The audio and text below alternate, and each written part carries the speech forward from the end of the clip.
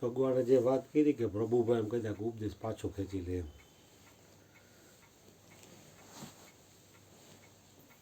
ઉપદેશ આપ્યા પછી આમ જુઓ તો પાછો કોઈ ખેંચી ન શકે. જેવી રીતે ગુલાબનું ફૂલ આપણે બતાવી દઈએ કોકને કે આને ગુલાબ કહેવાય, પછી છુપાવી દઈ તો એ ગુલાબના ફૂલનું જ્ઞાન એની પાસે જાય નહીં.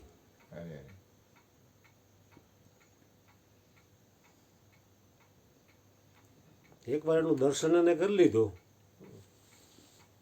પછી તમે એને છુપાવી દો તો એની વિસ્મૃતિ ન કરી શકે.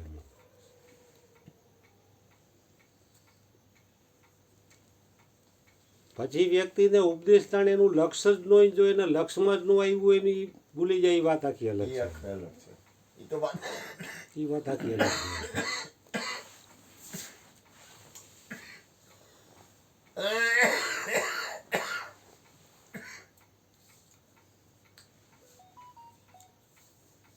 એટલે ઉપદેશ એ શું છે કે ખરેખર વ્યક્તિને જરૂર હોય ને મળે ને તો જ એ પચે એવી વસ્તુ છે. જેવી રીતે લૌકિક બાબતમાં એ ચોમાસું આવે એ પહેલાં ખેડૂત જમીન ખેડી નાખે, ખાતર નાખી દે અને વરસાદ થાય પછી વાવણી કરે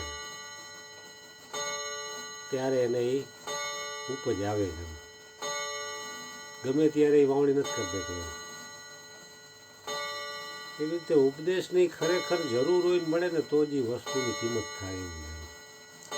જરૂરનો એને ઉપદેશ મળી જાય તો એને કંઈ લેવા દેવા જ ન હોય તો એને એમનો મેં એ ઉપદેશ પાછો કહી જાય છે, વિસ્મૃતિ થઈ જાય. અને પછી જોવાની ખૂબી એ છે કે બધી જગ્યાએ જે છે એની જ વિસ્મૃતિ થાય છે. એક વસ્તુ એક જગ્યાએ છે બીજી જગ્યાએ નથી, એ નથી ભૂલાતું આપણને. અને અમે જેટલી વસ્તુ જે વસ્તુ જેટલી નજીક હોય ને એટલી કિંમત ન હોય.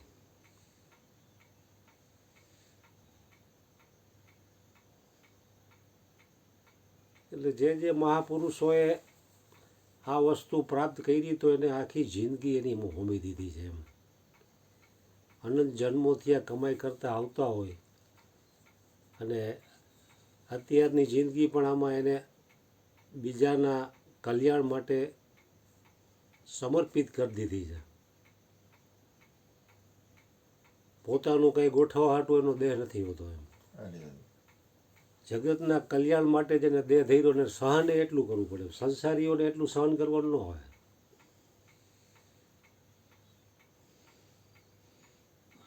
આ તો પછી બાપુ કહે ને ઓલા સિમ્બરમાં પક્ષી બેસી ગયું ને પછી મધ દરિયે વ્યુ ગયું પછી ઉડીને ક્યાંય જઈ ન શકે કે આધાર તો મળવો જોઈએ ને.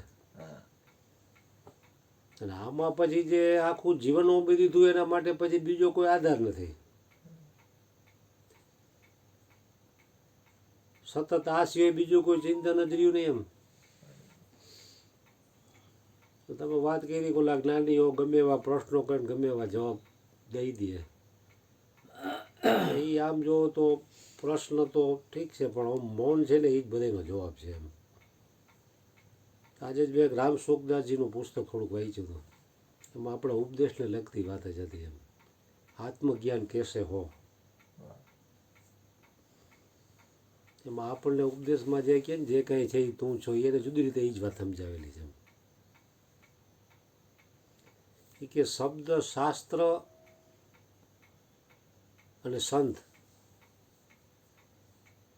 એ તમને જ્ઞાન આપે. શાસ્ત્રનો આધાર લઈને સંત જે કંઈ જ્ઞાન આપે છે તો એ જ્ઞાન જે છે એ તમને શબ્દ છે એ તમારા લક્ષ્ય સુધી પહોંચાડવા માટે છે. ખાલી શબ્દથી પતે એવું નથી. એમ એ કે જેવી રીતે તમે બંદૂક હાથમાં લ્યો તો બંદૂક છે એ સામેવાળાને નથી લાગતી. બંદૂકની અંદર ગોળી છે ને એ જ લાગે છે. અહીંથી 50 ફૂટ કે 100 ફૂટ છેટે માણસ હોય તો ગોળી મારવી હોય તો બંદૂક અહીંયા લગી લઈ જવાની જરૂર નથી. બંદૂક અહીં જ પીડી હોય તો ગોળી અહીંથી છૂટે નહીં ઓલાને ઘાયલ કરી નાખે. એ કે શબ્દ છે એ પ્રકારનો છે. એટલે શબ્દ છે એ એક આધાર છે. એમ કે પરમાત્મા શબ્દાતીત છે પણ એ કે જે અનુભવી સંતો છે જેને શાસ્ત્રોનું અધ્યયન કરીને પોતાના જીવનમાં અને આચરણમાં ઉતારેલું છે એવા મહાપુરુષોના સત્સંગથી સાધકનું કલ્યાણ થાય છે. પણ એ કે ગોખેલું જ્ઞાન હોય ને યાદ રાખેલું જ્ઞાન હોય એનો એ ખાલી વાત કરી શકે પણ એનો કોઈ વિશેષ પ્રભાવ પડતો નથી એમ. એટલે કે શબ્દનું જ્ઞાન જે છે એ વ્યક્તિને શબ્દાતીત તરફ લઈ જવા માટે શબ્દોનો ઉપયોગ છે. પછી ખાલી બોલવાથી ને સાંભળવાથી નહીં પતે એવું નથી.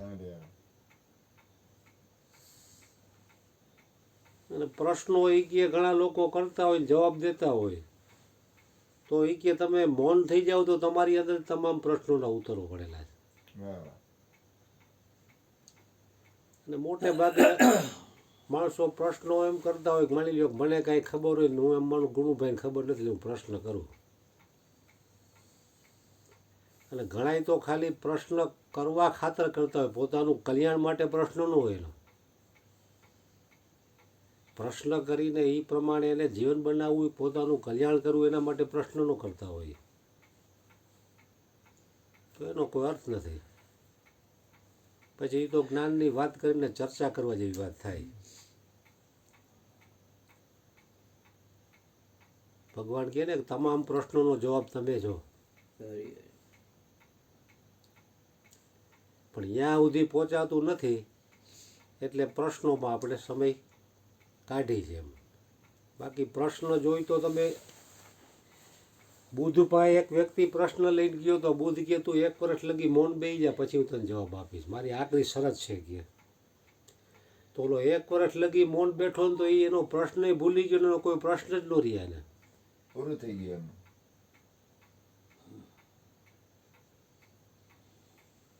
કારણ કે એના સંકલ્પ વિકલ્પ જ શાંત થઈ ગયા પછી એને કોઈ પ્રશ્ન જ ન રહ્યા એમ.